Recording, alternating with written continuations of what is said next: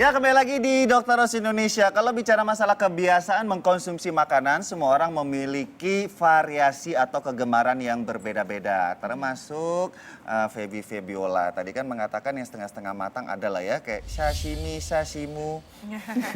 Makanan Jepang. Ya, makanan Jepang, ya. Iya, biasa juga makanan Jepang. Itu Feby olah sendiri atau beli udah jadi di restoran? Aku nggak berani kalau olah sendiri karena nggak tahu caranya.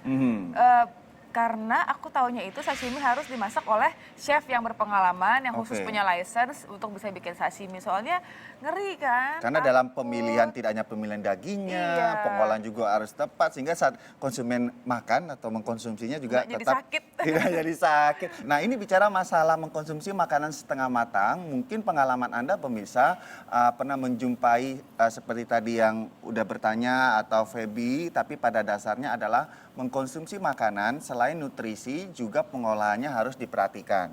Tidak semuanya yang setengah matang itu tidak baik, tapi juga yang setengah matang bisa aja menularkan menularkan yang namanya bakteri atau kuman. Yang pertama kita akan bahas masalah ayam dulu nih. Ayam. Nah, ini kalau bicara masalah ayam, memang penyajiannya harus diperhatikan dan sangat-sangat disarankan adalah mengkonsumsi dalam kondisi matang. Bahkan tidak hanya matang aja nih Feby. Tapi kalau bisa ya sebelumnya adalah direbus. Apalagi kalau mau diolah untuk seperti steak. Ya, apalagi untuk kalau goreng ya. Kalau goreng kan biasa rata-rata itu matangnya sempurna. Kenapa? Karena tidak disarankan sekali kalau kita mengkonsumsi ayam yang setengah matang. Ini bisa aja si daging ayam ini pemirsa sudah terkontaminasi bakteri yang namanya Salmonella. Kemudian Campylobacter ya. Ini adalah beberapa jenis bakteri yang bisa mengakibatkan yang namanya keluhan keracunan makanan. Jadi kesimpulannya mungkin kalau memang olah ayam itu harus apapun pengolahannya harus di kayak apa ya, kayak direndam gitu ya, terendam air, terendam minyak, pokoknya harus benar-benar matang sampai mendidih. Iya. Lalu kita masuk ke steak. Ini kayak dagingnya atau medium rare ya. Nah, ini yang biasanya pemirsa kalau kita mengkonsumsi daging setengah matang. Ini ya, misalnya kayak harus setengah matang, bukannya. Ya, kita buka dikit.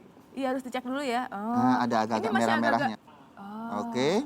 Dan biasanya pemirsa kalau yang medium rare ya, Feby ya, itu kan kayak ada cairan darah sisanya yang merah. Jadi kalau kita pesan yang apa tuh yang kayak yang tebal tuh yang... Iya, medium rare biasanya. Tebal banget, di dalam tuh suka ada merah-merah. Merah-merah ini juga nih masih ada ya. Tapi ini kan nggak, iya benar-benar kayak begini. Kadang dia berair. Ya, Nah, ini biasanya pemirsa sebenarnya kalau daging steak yang setengah matang keluar kayak cairan atau air yang ada warna merahnya, ini bukan bukan darah murni yang si daging itu belum dimasak sempurna, tapi ini adalah cairan yang terperangkap di dalam protein si daging. Ya, kemudian dia mengandung pigmennya itu mengantarkan warna yang agak kemerahan. Jadi itu bukan darah? Bukan darah murni dari si daging itu sendiri. Dan selain daging ayam dan daging sapi ada daging salmon atau daging ikan. Nah, ini apalagi kalau Jepang, ya. Kalau Jepang tuh sangat identik sekali pola makan yang setengah matang terutama ikan. Memang untuk gizinya ya. Gizinya, tapi kan jenis ikannya beda-beda. Kalau ikan tongkol pemirsa tidak dianjurkan setengah matang. Ibu-ibu pernah ikan tongkol setengah matang? Nggak pernah. Ikan yang setengah matang ikan apa? Apalagi ikan teri, jangan sampai dimakan. Ikan apa biasa setengah matang? Ikan salmon ya? Tuna? Bisa. Ya, seperti yang saya pegang kali ini ya. Ikan duyung? Nggak boleh ya. Ya. Salmon,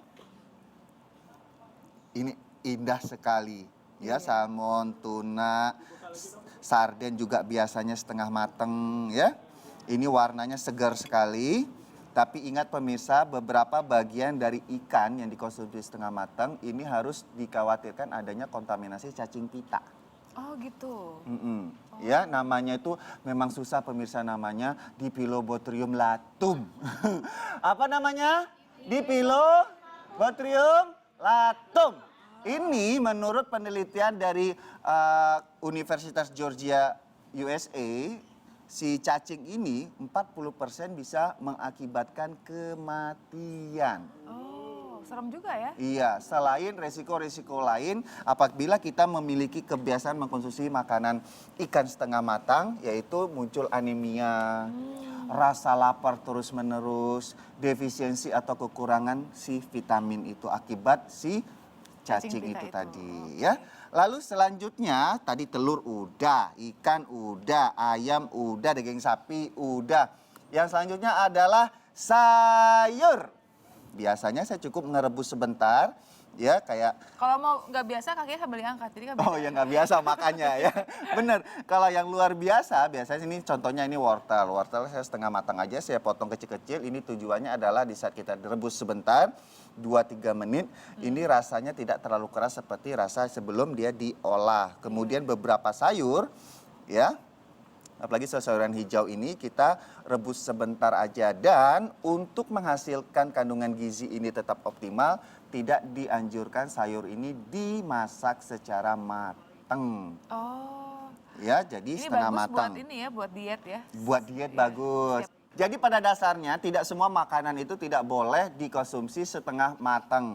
Kayak telur, kemudian juga sayur, ini masih dalam kondisi disarankan. Karena Oke. kandungan gizinya masih bisa terpenuhi. Tapi untuk beberapa jenis seperti ikan, ya tidak dianjurkan setengah matang. Tapi tetap perhatikan bagaimana cara pemilihan ikan yang masih sehat. Kalau Anda pemirsa, apakah buah hati Anda pernah mengalami demam? Nah, ini bagaimana cara mengatasinya sesaat lagi di Dokter Rose.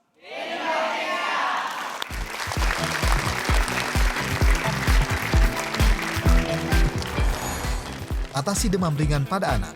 Berikut tipsnya. Sama anak-anak tuh biasa digendong, didekap. Ini mampu menguatkan imun dan kekebalan tubuh. Akhirnya dia akan ngelawan yang namanya virus atau kuman dan demamnya biasa turun.